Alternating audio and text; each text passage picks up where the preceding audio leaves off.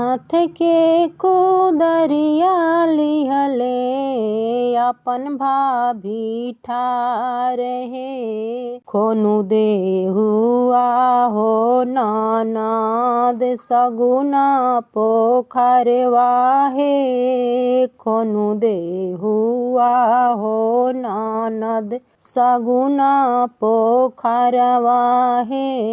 कैसे में खोनी भाभी सगुना पोखरवा हे। स्वामी जी के दे द भाभी चढ़ने के गड़िया हे। स्वामी जी के दे द भाभी चढ़ने के गड़िया हे। हाथ के कुदरिया लिहले बढ़िया माठा रहे। खोनु देहुआ हो फुआ सगुना पोखरवा हे। खोनु देहुआ हो फुआ सगुना पोखरवा हे। कैसे के खोनी भाभी सगुना पोखरवा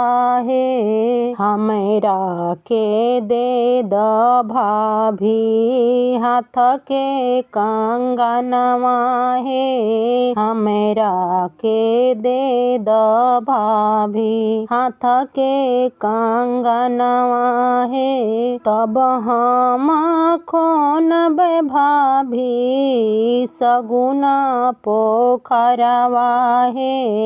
जब तू देबू भाभी हाथ के कंगनवा हे। जब तू देबू भाभी हाथ के कंगनवा हे। तोहरा के देह बनाना दे हाथ के कंगनवा हे। स्वामी जी के देह बनाना चढ़ने के घोड़वा हे। स्वामी जी के देह बनाना चढ़ने के घोड़वा हे।